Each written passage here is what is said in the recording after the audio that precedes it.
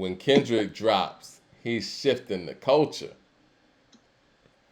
So when Kendrick No, drops, he shifts okay. the culture.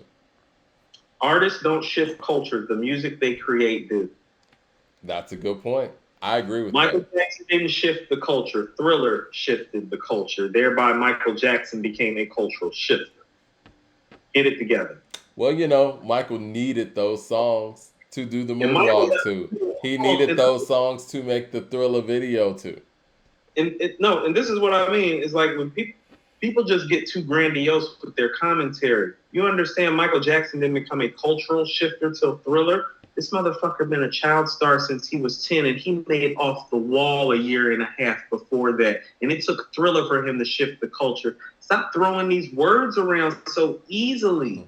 No. Let's go here. What does Kendrick actually shift? Right, that's what I'm saying. What culture has he shifted? He hasn't changed anything about this rap climate. He popped up in a weak ass climate and named himself king and disappeared as soon as this shit started. And when he disappeared, hip hop was just fine.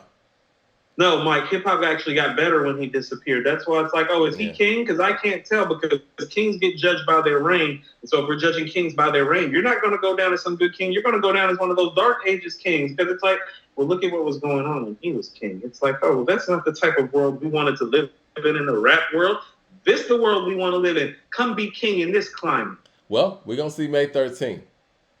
And I don't think it's shifting too much, man. And again, I know y'all probably think that I'm bugging or whatever, but 5-year break and the height of, I mean, you named it. All these records is coming out. Pusha T's coming out Friday. I think this is going to be a very good album. Do I think it's going to be album of the year? No. But do I think it's going to be better than Kendrick's album? Yes. That's my prediction. I could be wrong, but I think that Pusha's album that's dropping Friday is going to be better than Kendrick that's dropping May 13th. It's my opinion. So here's where I am right now, and I'll just tell you. Mm-hmm. This Pusha T album is not about to be album of the year. What album? I'm sorry. Pusha T album's not going to be album of the year. Okay. Kendrick Lamar album's not going to be album of the year. I think the Conway and the Benny are already out of the running for it. And so here's what I'm going to submit to you about where we are as we approach month 5. KD3 and Freddie Gibbs. Freddie Gibbs is looking really tough. Gibbs is looking tough right now. And Gibbs, unlike everybody else, been waiting quietly. Like, he been talking and doing his thing, but like musically, he's been laying in the cut. And last time we heard him was Alfredo. And Mike, I've already said this, is like, well, if I'm redoing 2020, I'm putting Alfredo at number 2 ahead of From a King to a God. Does Jay-Z drop in 2022? Yes, he does, but I was talking about album of the year stuff, so that's why we're talking about KD3 and Freddie Gibbs and not Jay. Jay won't be making no album of the year. The same way Nas didn't make no album of the year with KD1. Okay. Yeah. I think that's fair. Yeah, KD1 was 2020. Like, people was like, I had KD1 right after Alfredo. People like, you tripping. Alfredo don't got shit on KD1. It's like, no. You niggas smoking. Alfredo's better than KD1.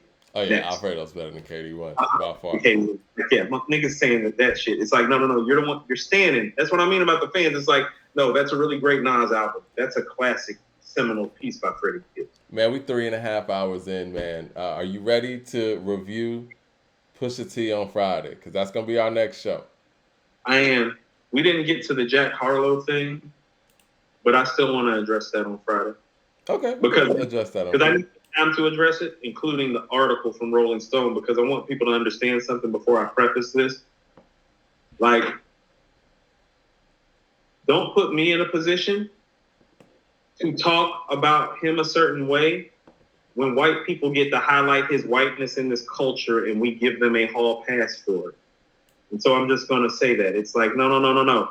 They highlight his whiteness to sell magazines in the sphere of this culture, and I'm not handing out any fucking hall passes or apologizing, but we can unpack it all. Well, you got to earn that. And you know what? I saw the Complex, before we get up out of here, they kept putting this post around and other people piggybacking off of the post, and they talking about the next 4 weeks in hip-hop. And they talking about Pusha this week, Future next week, Jack Harlow the 3rd week, and Kendrick week 4. And I'm like, wait a minute, guys. Nobody's checking for Jack Harlow like that. Y'all put Jack Harlow in the same bunch as Pusha, Future, and Kendrick. Come on now. Not to mention that Black Star is actually dropping that third week. That could have been said. We ain't got a Black Star album in 24 years. But Jack Harlow, really? I mean, it seems like a lot of unearned benefits. I would say that. For a 24-year-old white rapper from Louisville, Kentucky, yes, possibly. When you're putting him next to somebody like, I don't know, Pusha T, that's in rap year number like 24, somebody like Future that's like in rap year number like what, 14. You get what I'm saying? Game.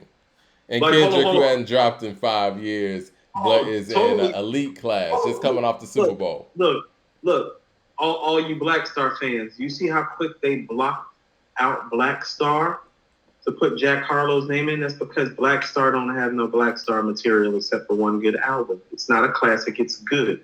You see how they get to change the narrative of it so clearly and succinctly? They can just not put the Black Star album down. Like, they're like, because what? They're like, yeah, they dropped the dope album 24 years ago. Well, I think the other part of it is, too, is the fact that Black Star is kind of doing this on their own mission. You know what I'm saying? And it's not on the streaming platform. So, of course, the mainstream media is not going to promote that. Now, regardless of, you know, how I feel about how this is being put out, you know, to the fans, I am going to make sure that people know that the Black Star album is coming out and where they can get it. You know what I mean? No, just like we would do with anybody else. Yes, and I just want to be clear, too, that these guys that didn't like the industry, they loved the industry when it was behooving them and fitting for them. I told you, Mos Def is in the Change Clothes video getting a model's phone number. Oh, my goodness. Did you love the industry then? No. That Talib said, most don't like the industry. That's why we doing this. It's like... He doesn't like it now.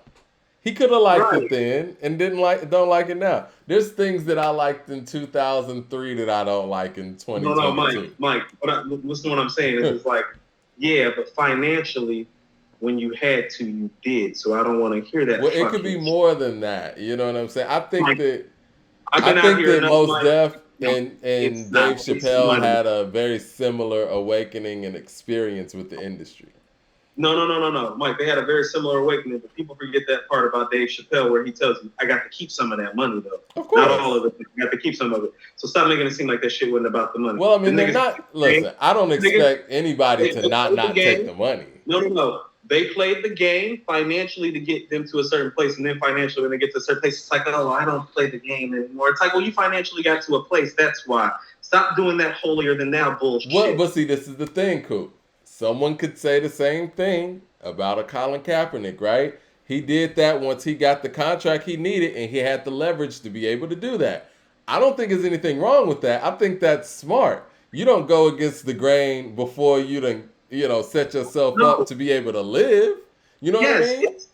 It's fundamentally intelligent, but stop waving this flag around like you're here for us. You're here for yourself.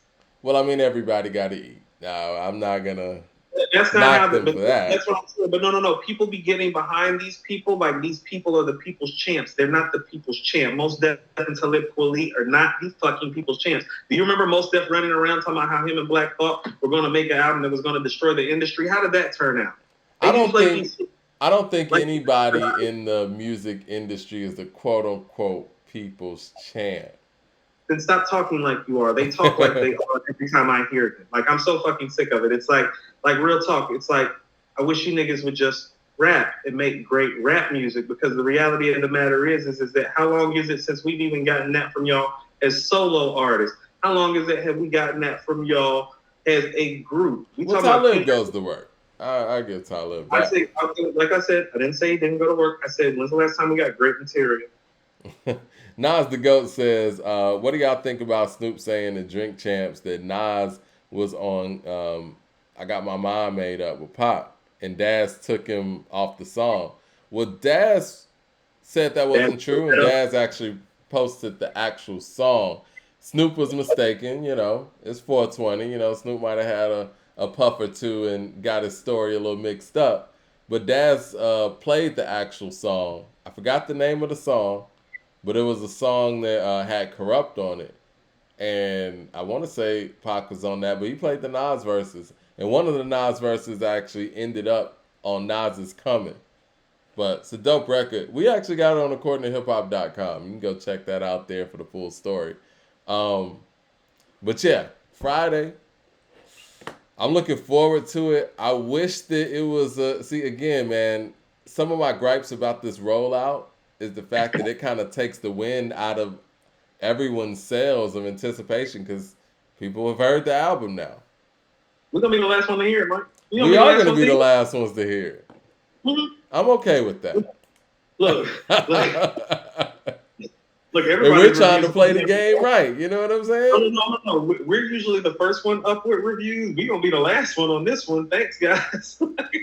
Man, Johnson Daily Sports with the $20 super chat says, cool. Where does Eminem rank all time?